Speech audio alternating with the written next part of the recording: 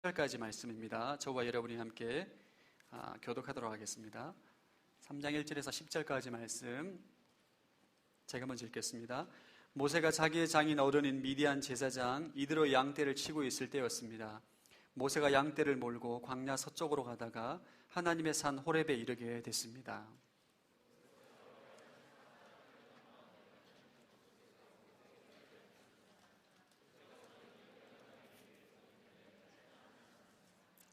그래서 모세는 내가 가서 저 이상한 광경을 봐야겠다. 어떻게 떨기나무가 타지 않는 것일까? 라고 말했습니다.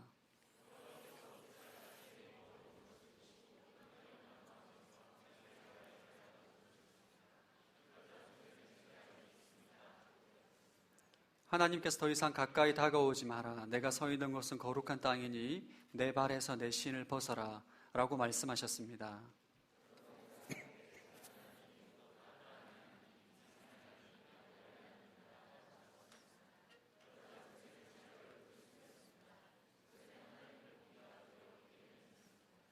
여호와께서 말씀하셨습니다. 내가 진실로 이집트에 있는 내 백성들의 고통을 보았으며 그들의 감독관들 때문에 울부짖는 소리를 들었다. 나는 그들의 고통을 잘 알고 있다.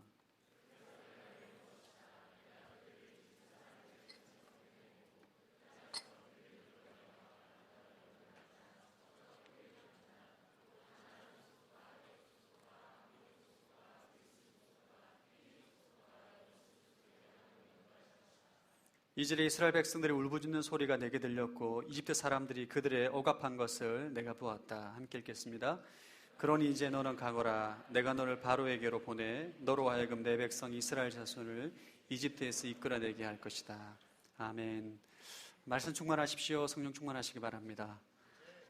리고레 목사님의 목적이 이끄는 삶이라는 책이 있습니다. 굉장히 유명한 베스트셀러죠. 오늘날 많은 그리스도인들에게 이 목적이 이끄는 삶이라는 왜 인기가 좋을까 좀 물어볼 때에 많은 그리스도인들이 인생의 목적을 잃어버리고 방황하기 때문에 이 책을 찾게 되는 거죠. 우리가 인생을 왜 사는가? 내가 살아가는 이유가 무엇인가? 내 인생의 목적이 무엇인가? 나는 무엇을 위해 살아가야 하는가? 또 다른 말로 사명, 부르심, 나의 소명은 무엇인가에 대한 갈증이 있기 때문에 많은 사람들이 이 책을 본다라고 생각을 합니다. 오늘날 많은 그리스도인들은 이 부르심에 대한 갈증이 있습니다. 나는 왜 살아가야 하는가? 나의 존재 가치는 무엇인가? 내가 인생을 살아가는 이유는 무엇인가에 대한 목마름이 있는 거죠. 오늘 본문은 모세가 소명을 받는 장면입니다.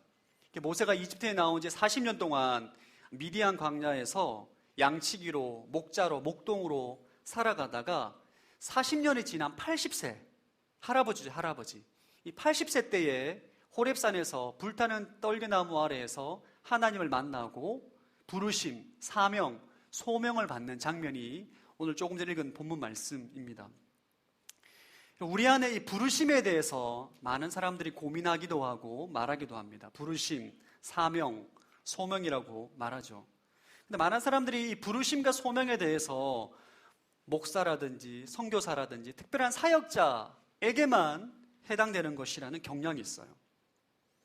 특별한 사람이 사명을 받아서 그 사역을 감당하는 사람들에게만 부르심이 상관이 있는 것이지 일반적인 평범한 성도들에게는 뭐 그런 것이 없다라는 생각을 가지고 있는 거죠. 전 여러분들이 이 사명에 대해서 목회와 선교와 특별한 사역을 위해서만 그런 사람들에게만 사명이 있다고 생각하지 않기를 바랍니다. 사명은 훨씬 더 넓은 개념입니다. 성경에서 말하는 부르심과 소명과 사명은 굉장히 넓은 개념을 가지고 있습니다. 단적인 예로 우리 고린도전서 7장 15절 16절 말씀 한번 읽어보겠습니다. 시작. 그러나 만일 믿지 않는 사람이 헤어지자고 한다면 그렇게 하십시오. 이런 경우에는 형제나 자매나 얽매일 필요가 없습니다.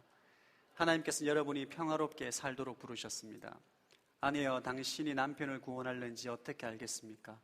남편이여 당신이 아내를 구원할는지 어떻게 알겠습니까?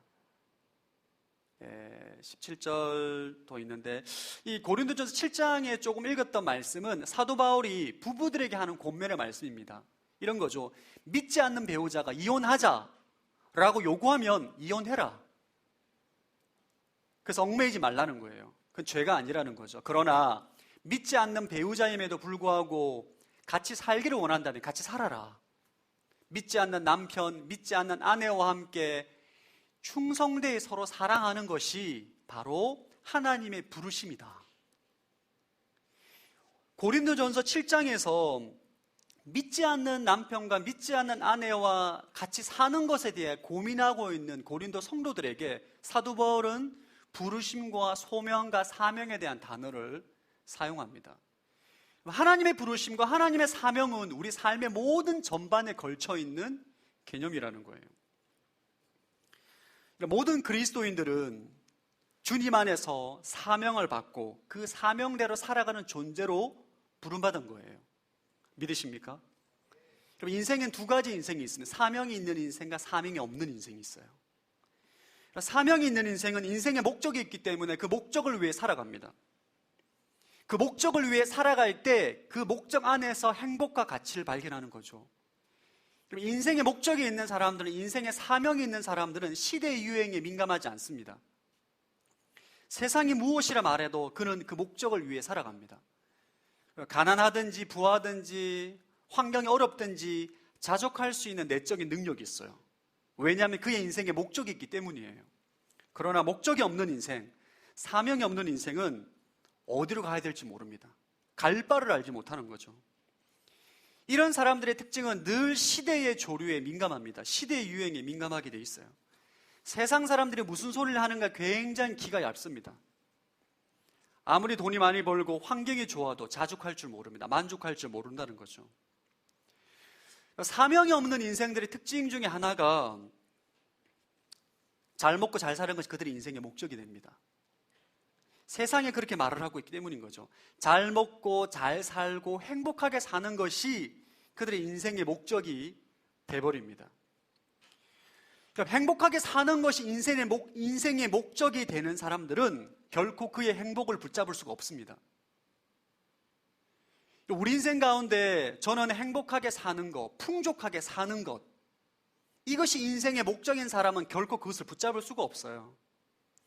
그러나 주님 안에서 발견한 사명을 목적으로 살아가는 사람들은 그 사명 안에서 참된 행복과 기쁨을 발견하게 되는 거예요.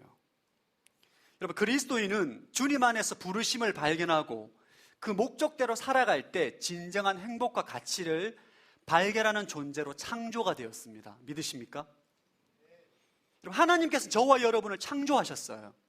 인간을 창조하셨다고요. 우리가 진정한 인생에 있어서 기쁨과 행복과 가치를 누리는 삶은 하나님께서 창조하신 그 목적에 부합한 삶을 살 때에 우리는 참된 가치와 행복을 느낄 수가 있는 거예요.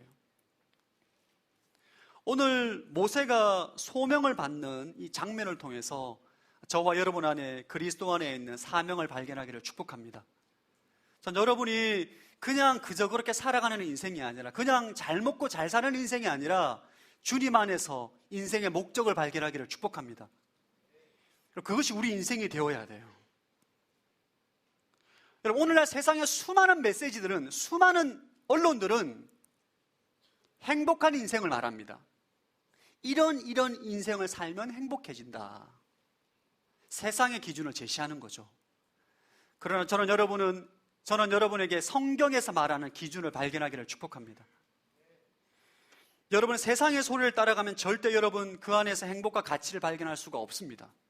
반드시 우린 그리스도 안에서 인생의 목적과 부르심과 사명을 발견하고, 어려움이 있지만, 고난이 있지만 그것을 쫓아갈 때에 우리 인생 가운데 진정한 행복과 가치를 발견하게 되는 거예요. 오늘 모세가 소명과 부르심을 발견하는 장면을 통해서 우리가 첫 번째 좀 나누고 싶은 주제는 언제 어디에서 사명을 받는가예요. 언제 어디에서 우리는 사명을 발견할 수가 있는가. 우리 1절 말씀 한번 읽어보겠습니다. 1절 시작. 모세가 자기의 장인 어른인 미디안 제사장 이드로의 양떼를 치고 있을 때였습니다. 모세가 양떼를 몰고 광야 서쪽으로 가다가 하나님의 산 호렙에 이르게 됐습니다. 여러분, 이드로의 양떼를 치고 있을 때 줄을 한번 그어주시기 바랍니다. 모세가 언제 하나님의 이 소명을 받게 되는가? 나이가 80세, 이드로 장인 어른의 양떼를 치고 있을 때 그는 호렙산에서 하나님을 만나서 소명을 받게 됩니다.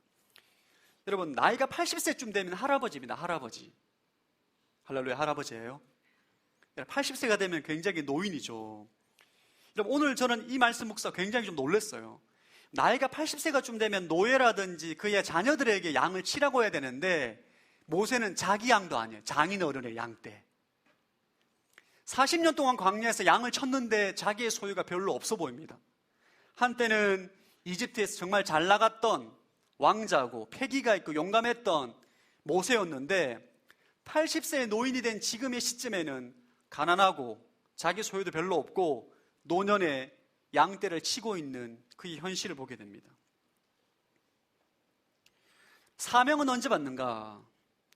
모세가 사명을 언제 받냐 하면 자신의 계획과 자신의 생각과 자신의 뜻이 다 무너지고 가난하고 소유도 없는 내 능력으로는 아무것도 할 수 없다라는 것을 인정할 때 그때 하나님께서 찾아오십니다. 하나님의 사명은 우리 안에 생각과 계획과 야망이 가득 찼을 때는 하나님의 부르심과 소명을 받아들일 수 있는 마음의 여유가 없습니다. 언제 우리가 하나님의 소명을 발견하게 되는가? 언제 하나님의 부르심을 우리가 찾게 되는가? 받을 수 있는가? 우리 마음 안에 저는 아무것도 할 수 없습니다 라는 것을 인정할 때예요. 나의 생각과 나의 계획과 나의 뜻이 다 무너지고 다 실패하고 나는 아무런 능력도 없다라는 것을 인정할 때에 하나님의 소명을 받아들일 수 있는 마음의 공간이 생기게 됩니다. 여러분이 저는 하나님의 인생의 목적대로 살아가기를 원합니다 라고 소망하시는 분들은 여러분 안에 있는 마음에 있는 계획과 뜻과 여러분의 자신감이 다 무너져야 돼요. 다 사라져야 돼요. 여러분, 성경에 보면 수많은 하나님의 사람들이 언제 소명을 발견하는가? 인생의 밑바닥에서 발견합니다. 이사야가 소명을 받는 장면이 유명하죠. 이사야 6장에 이사야가 나라와 민족을 위해서 근심 걱정합니다. 언제? 그가 믿었던, 그가 신뢰했던 우시야 왕이 죽었던 해.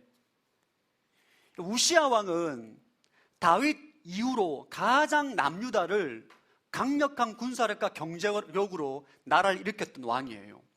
우시야 때 남유다는 엄청나게 부국강병해집니다.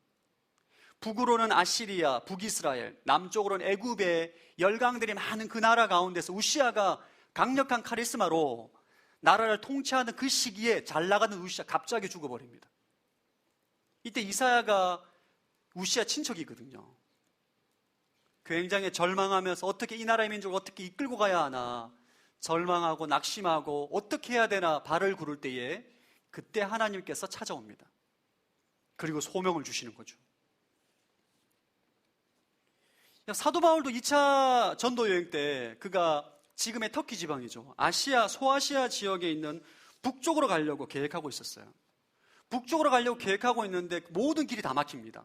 모든 계획과 모든 자신의 생각들이 다 가로막히고 난 다음에 어쩔 수 없이 드로아 지방에 머물고 있을 때에 그가 환상을 보게 되는데 그때 마게도니아 환상을 보게 돼요. 유럽의 복음화에 대한 비전과 꿈을 품게 됩니다. 성경적으로 볼 때 자신의 인간적인 꿈이 좌절될 때에 하나님의 꿈을 잉태하게 돼 있어요. 할렐루야. 이게 수많은 하나님의 사람들의 원리입니다. 여러분 안에 자신감이 가득 차 있고 여러분의 계획과 여러분의 꿈이 가득 차 있을 때는 절대 하나님의 꿈을 잉태할 수가 없습니다. 하나님의 부르심을 발견할 수가 없어요. 주님께서 말씀하셔도 여러분이 알아볼 수가 없어요. 베드로는 밤새도록 물고기를 잡다가 실패했을 때 주님 만납니다. 사람을 낚는 어부가 될 것이다. 그때 하나님의 꿈을 꾸게 되는 거예요.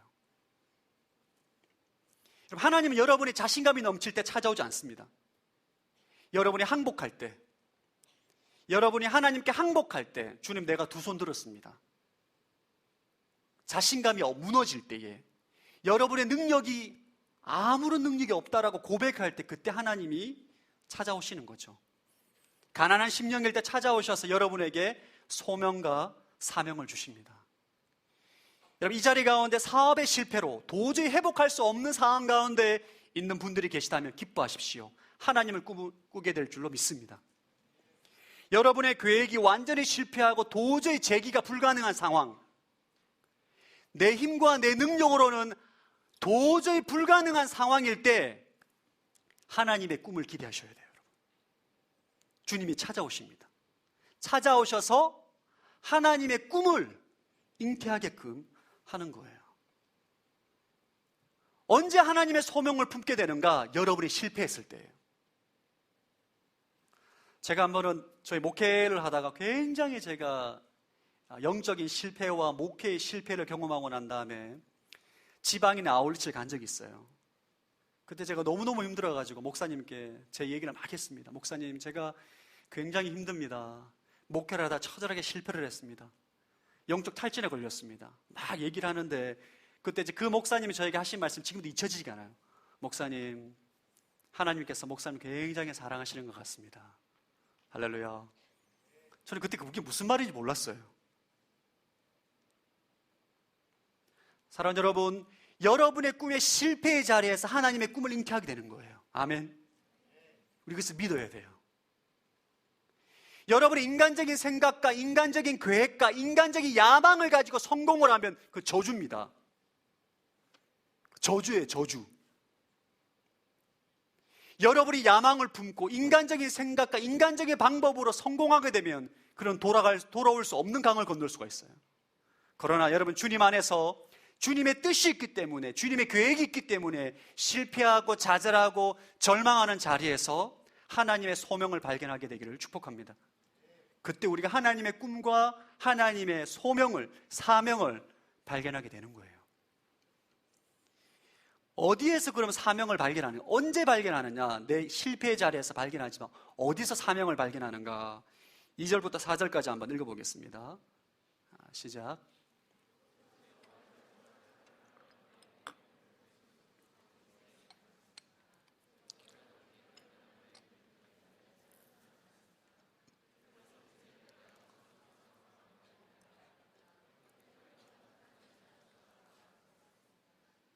여호와께서 모세가 자세히 보러 오는 것을 보시고 떨기나무 가운데서 모세야 모세야고 부르셨습니다. 그러자 모세는 제가 여기 있습니다라고 대답했습니다. 모세는 사명을 발견하기 위해서 기도원에 가지 않았습니다. 그는 언제 사명을 어디에서 발견하는가? 양떼를 치던 호렙산에서 발견합니다. 모세는 호렙산에 한두 번 간 게 아니라 40년 동안 엄청나게 많이 간 장소입니다. 그가 본 떨기나무는, 광야의 떨기나무, 흔하고 흔한 나무가 떨기나무입니다. 진짜 흔한 나무예요. 너무나 일상적인 그 떨기나무를 너무나 자주 갔던 평범한 삶의 자리는 호렙산에서 하나님 만나고 삶의 자리에서 소명과 부르심을 발견하게 되는 것입니다. 여러분, 사명은, 부르심은 여러분의 평범한 삶의 자리에서 발견하는 거예요. 아멘. 여러분이 나를 향한 하나님의 뜻이 무엇일까? 소명이 무엇일까? 사명이 무엇일까? 여러분, 그것을 위해서 딴 데 가지 않기를 축복합니다. 여러분의 삶의 자리에서, 평범한 삶의 일상에서 충성되고 최선을 다해 삶을 살아가게 될 때에 어느 순간 평범한 떨기나무가 평범하지 않게 보이는 거예요. 그곳에서 주님을 만나고 그곳에서 여러분이 가야 될 인생의 방향을 보게 됩니다. 베드로도 물고기를 잡는 배에서 주님 만나고 사명을 발견합니다. 마태도 세관에서 일을 하다가 주님 만나고 예수 그리스도의 제자가 되는 거죠. 하나님의 사명을 발견하는 사람들의 공통점은 삶의 자리에서 열심히 일했다는 거예요. 전 여러분의 평범한 삶의 자리에서 열심히 일하기를 축복합니다. 최선을 다하시고 충성을 다하는 일꾼들이 되길 바랍니다. 전 여러분의 직장에서 요령 피우지 않기를 축복합니다. 사장님이 보면 열심히 일하는 척 하다가 보지 않으면 대충 일하는 것들, 하나님 기뻐하지 않으십니다. 여러분, 요셉이 만약에 노예의 삶의 자리에서, 감옥의 삶의 자리에서 충성되게 살지 않았다면 그는 결코 애굽의 총리가 되지 못했을 거예요. 그가 삶의 자리에서 충성되게 일하며 최선을 다할 때에 그의 부르심과 사명을 발견하고 능히 감당하는 인생이 되는 것입니다. 우리 옆 사람에게 삶의 자리에서 열심히 사십시오 한번 축복하겠습니다. 그렇게 되길 바랍니다. 두 번째 나누고 싶은 주제는 주권을 그리스도에게 드리라 합니다. 5절 말씀 한번 읽어보겠습니다. 5절 시작.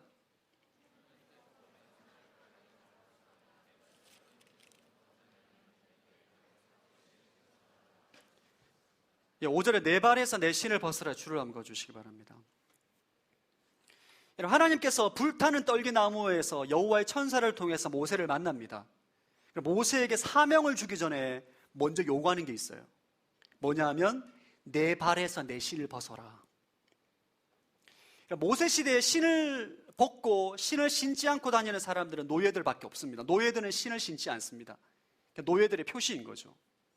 나는 일반적인 사람이 아니라 내 주인의 말씀대로 순종하며 내 뜻대로 살아가는 존재가 아니라 노예로 종으로 살아가는 존재입니다 라는 것을 드러내기 위해서 신발을 신지 않았습니다. 모세에게 하나님은 신을 벗으라는 거예요. 그리스도인은 하나님의 부르심과 소명을 받기 전에 먼저 생각해야 될 하나님과 우리와의 관계예요. 먼저 관계 설정이 먼저 돼야 됩니다. 하나님은 우리에게 주인이라는 것을 말씀하고 있는 거예요. 우리는 그분의 종이다. 인생의 주권이 우리에게 있는 것이 아니라 하나님에게, 그리스도에게 있다는 것을 먼저 우리에게 말씀하십니다. 이것이 신앙의 핵심입니다. 이게 안 되면 아무것도 되지가 않아요. 주권이 나에게 있는 신앙은 결국 우상숭배로 갈 수밖에 없는 거죠.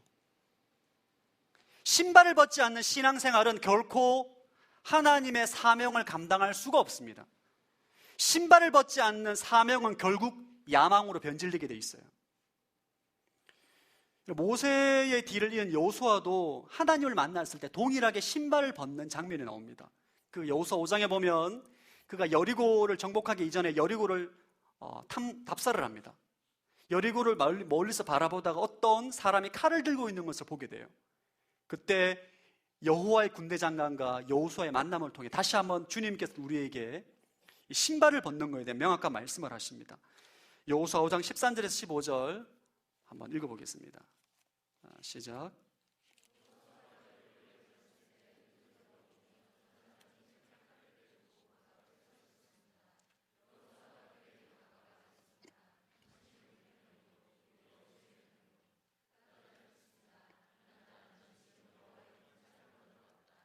그러자 여호수아가 땅 앞에 엎드려 경배하고 그에게 말했습니다. 내 주께서 종에게 무슨 말씀을 하시렵니까? 여호와의 군사령관이 여호와에게 말했습니다. 내 발에서 신을 벗으라. 내가 서 있는 곳은 거룩한 곳이다. 그러자 여호수아는 그렇게 했습니다. 아멘. 그럼 여호수아가 갑자기 칼을 들고 있는 사람을 만났을 때 먼저 물어, 당신은 우리 편이냐 원수의 편이냐 물을 때 그 사람이 이렇게 말합니다. 나는 아니다. 나는 너희 편도 아니고 지금 우리 편도 아니고 원수의, 할렐루야, 헷갈립니다. 너희 편도 아니고 원수의 편도 아니고 나는 여호와의 군사령관으로 왔다라고 말합니다. 잘 생각해 보세요. 여호수아는 당신이 우리 편이냐 원수 편이냐 물어봤을 때 군사령관 아니다. 나는 누구의 편도 아니다. 나는 여호와의 군사령관으로 왔다라는 거예요. 내 발에서 신을 벗으라 말씀하고 있습니다. 모세에게 한 동일한 말이에요. 여러분, 하나님은 우리를 돕는 자가 아닙니다. 여러분, 우리 지휘관이에요. 할렐루야. 저를 따라 하나님은 우리를 돕는 자가 아니다. 우리의 지휘관이다. 많은 사람들이 하나님은 나를 돕는 자로 인식합니다. 그것은 잘못된 생각이에요. 내 인생을 살아가는데 나의 계획과 나의 뜻이 있습니다. 하나님, 내 뜻과 내 계획을 도와주십시오. 하나님은 그런 존재가 아니에요. 하나님이 주인이고 우리가 그의 부하인 것입니다. 하나님은 우리의 지휘관이 되고 싶어 하세요. 이것이 내 발에서 내 신을 벗으라는 의미입니다. 근데 많은 사람들이 내가 지휘관이라고 착각을 합니다. 하나님, 나에게 이런 계획이 있습니다. 이런 일을 하고자 합니다. 이런 뜻이 있습니다. 취업을 해야 됩니다. 결혼을 해야 됩니다. 돈이 필요합니다.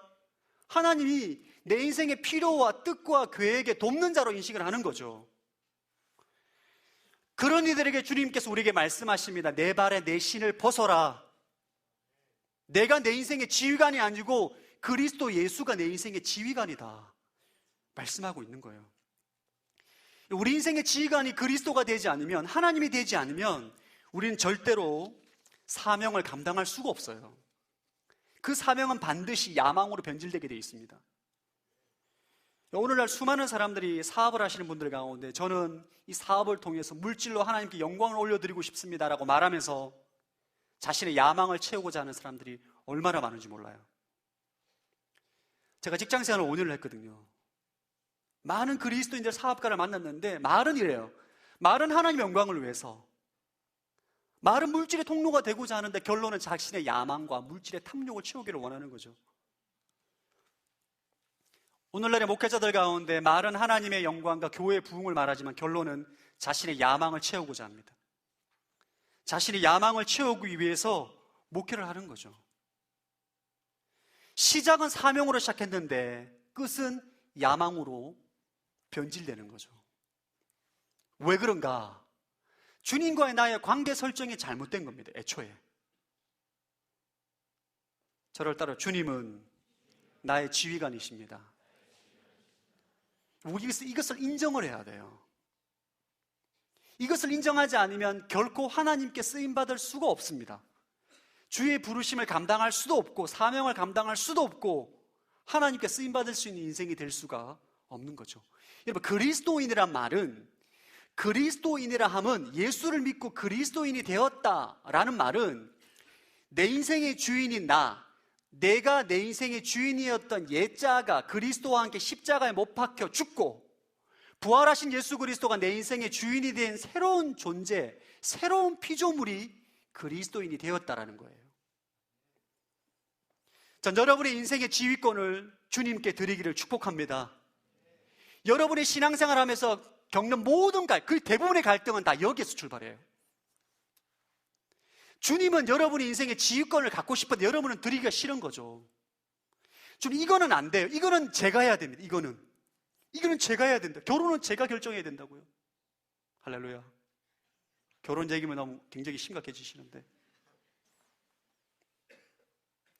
여러분이 인생의 지휘관이 될 때 여러분의 기도의 응답이 되지 않습니다. 왜? 주님께서 여러분을 사랑하시기 때문이에요. 여러분이 인생의 지휘관으로 살 때 그 기도의 응답이 되면 저주입니다. 저주. 그게 인생의 저주받은 인생이라고요. 내 탐욕과 야망과 욕심을 위해서 기도하는데 그것이 응답되는 것은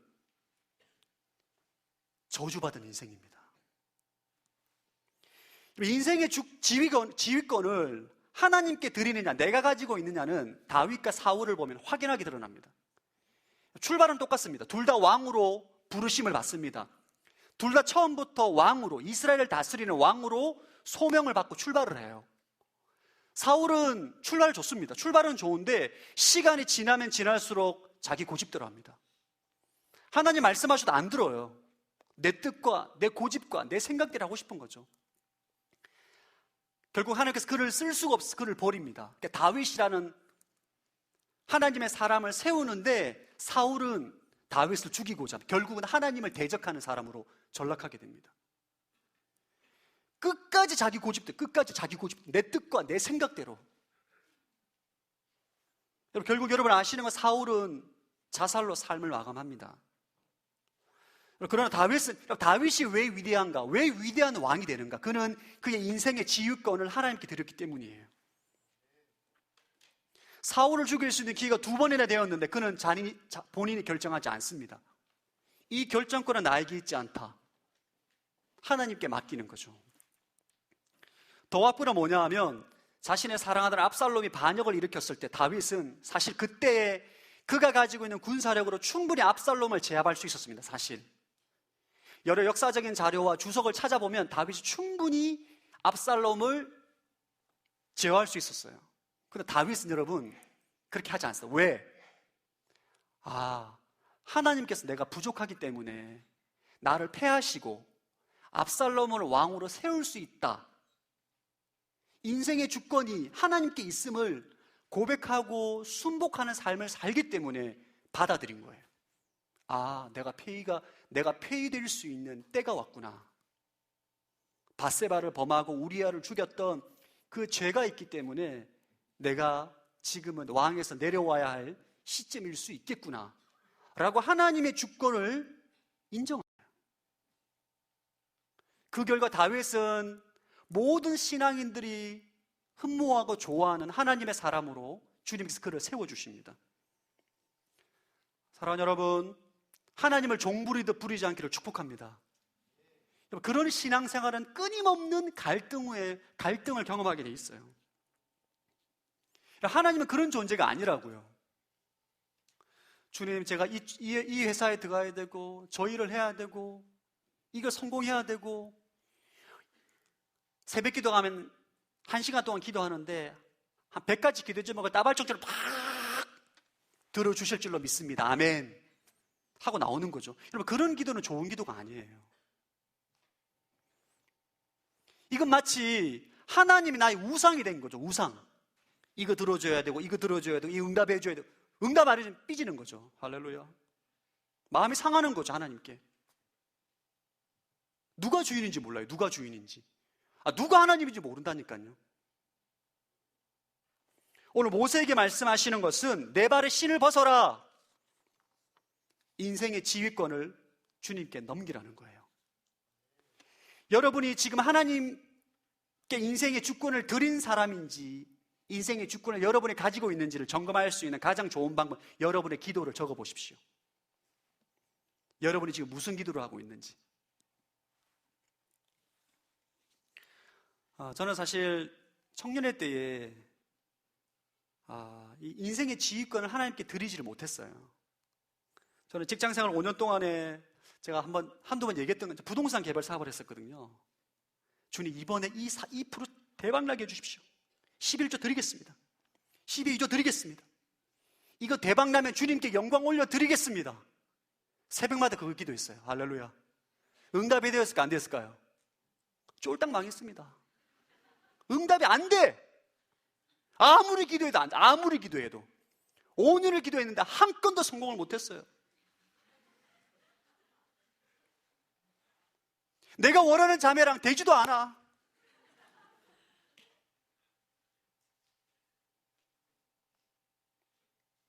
기도하면 할수록 마음이 상해요. 응답이 안 되니까. 왜 그럴까요? 하나님이 내 종이기 때문입니다. 여러분, 하나님은 그 자체를 싫어하세요. 그분은 영광과 존귀를 받기 합당하신 우리의 왕이십니다. 그분을 존중해야 돼요. 그분에게 순복할 때에 우리 인생 가운데 하나님의 복이 임하는 것입니다. 제가 7년 동안 하나님의 부르심 가운데 제가 불순종하다가 하나님께 이 목회의 길을 순종하면서부터 하나님의 축복을 경험했어요, 진짜. 여러분들이 하나님의 복을 받기를 원하신다면 하나님의 주권 아래 무릎을 꿇기를 축복합니다. 여러분이 하나님 앞에 지휘권을 내어드리고 그분의 말씀에, 그분의 뜻에, 그분의 부르심에 순복할 때에 놀라운 하나님의 축복을 경험하게 되는 거예요. 아멘.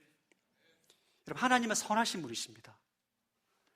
그분은 너무 선하시기 때문에 우리를 사랑하셔서 독생자를 죽이시기까지 한 선하신 분이에요. 여러분의 인생을 주권을 드렸을 때 여러분을 막 함부로 대하지 않습니다. 여러분이 원하지 않는 사람들 결혼하게 하지 않습니다. 여러분을 원하지 않는 일들을 하게 하지 않는다고요. 여러분의 은사와 기질과 적성과 스타일을 다 고려하셔서 좋은 것을 주시는 선하신 분이신 줄로 믿습니다. 그분을 신뢰하십시오. 맡기세요. 주권을 드리십시오.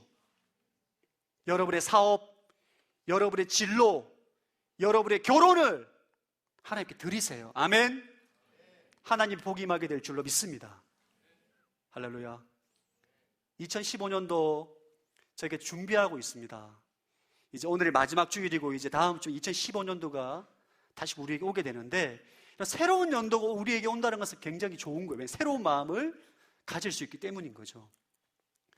저는 이 W 공동체가 인생의 모든 주권을 그리스도에게 드리는 거룩한 공동체가 되길 축복합니다.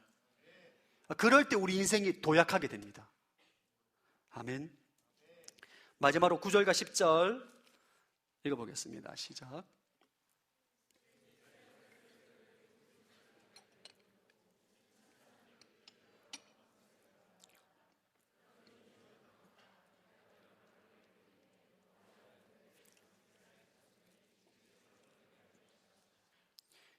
마지막으로 하나님께서 사명을 이루신다라는 주제로 말씀을 나누기로 원하는데, 하나님께서 호렙산에서 모세에게 내 신을 벗으라 명령하시고 드디어 구체적인 사명을 주십니다. 뭐냐면, 너는 가서 이집트 사람들에게 억압받고 있는 내 동족을 구원해내라, 구출해내라. 말도 안 되는 황당한 사명을 주십니다. 이 말씀을 들었을 때 모세의 기분은 어땠을 것 같아요? 황당했을 것 같아요. 본인이 40년 전에 왕자의 권세와 능력으로도 실패했던 그 일을 80세가 된 할아버지, 가난하고 아무것도 없는, 아무런 능력도 없는 그런 영감에게 지금 이스라엘 백성들을 구원해내라 사명을 주십니다.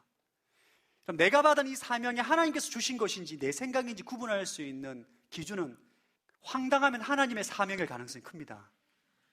이게 말이 안 되는 거죠. 이 말도 안 된다 이거. 거의 하나님이 주신 사명인 줄로 가까워요. 할렐루야.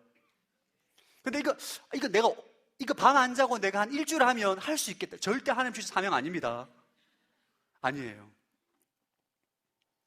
여러분, 아브라함과 사라에게 준 사명, 애를 못 낳는 영감 할머니에게 열국의 아비, 열국의 엄마, 말도 안 되는 사명이에요. 이거 애를 못 낳는 할아버지 할머니한테 열국의 아비, 열국의 어미가 될 것이다. 말도 안 되는 사명을 주시는 거죠. 기드온에게 300명에게 미디안 군대 수십만 명을 멸할 것이다. 황당한 사명입니다. 진짜 말도 안 돼요. 베드로, 무식한 베드로에게 내가 사람을 낚는 어부가 될 것이다. 황당한 거죠. 여러분, 어부가 대인관계가 좋을 수가 없습니다. 물고기만 관계하기 때문에 어부가 대인관계가 좋을 수가 없어요. 여러분, 어부이신 분 용서하고 들으십시오. 11명의 제자들, 예수님의 십자가의 죽음과 부활을 경험한 11명의 제자들이 낙심한 상황 가운데 있는데 주님께 찾아오셨어요. 부활하신 주님께서 뜬금없는 말씀을 하십니다. 너희는 모든 민족을 제자 삼으라. 지금 예루살렘에서 대제사장들과 유대 지도자들을 맞아 죽게 생겼는데 무슨 모든 민족을 제자로 삼습니까? 황당한 사명을 주시는 거죠. 하나님께서 우리에게 사명을 주실 때는 우리의 능력과 우리의 행위를 보고 주시는 것이 아니고 우리의 순종을 보고 주시는 것입니다. 10절 말씀을 다시 한번 읽어보겠습니다. 10절 말씀을 다시 한번 읽어보겠습니다. 시작.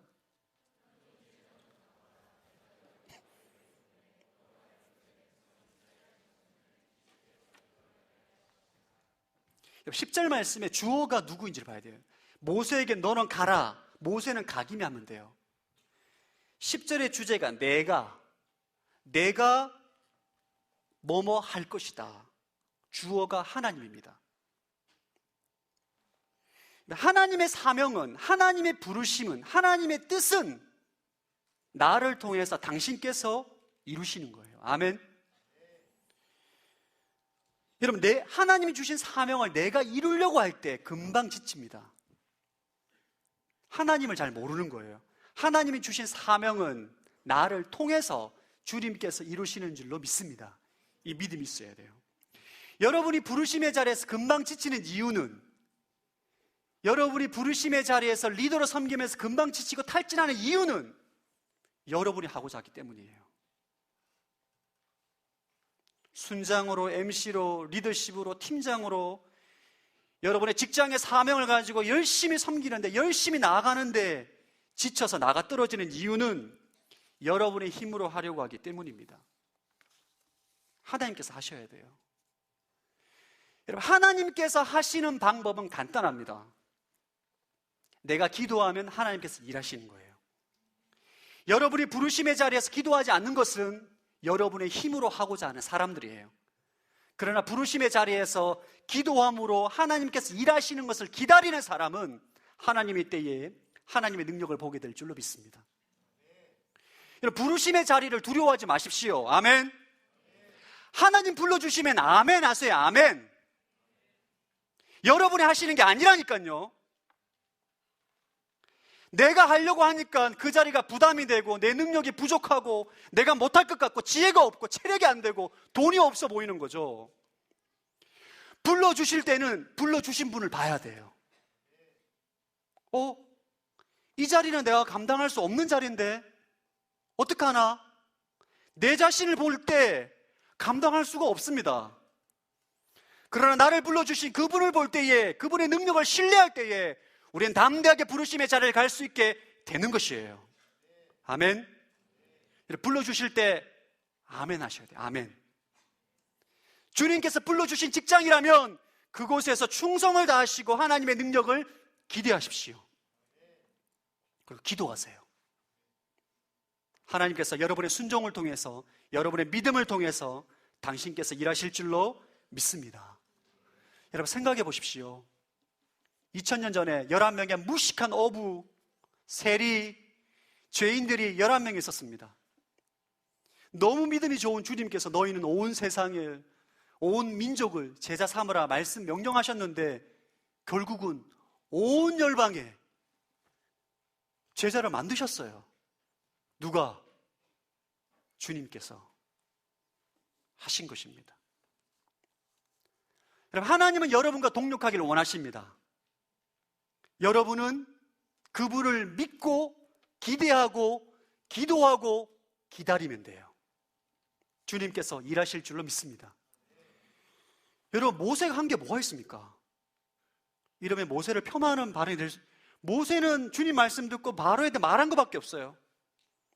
파리 재앙이 일어날 것이다. 피 재앙이 일어날 것이다.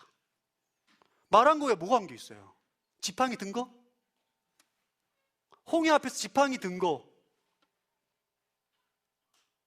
그를 통해서 하나님께서 하신 거예요.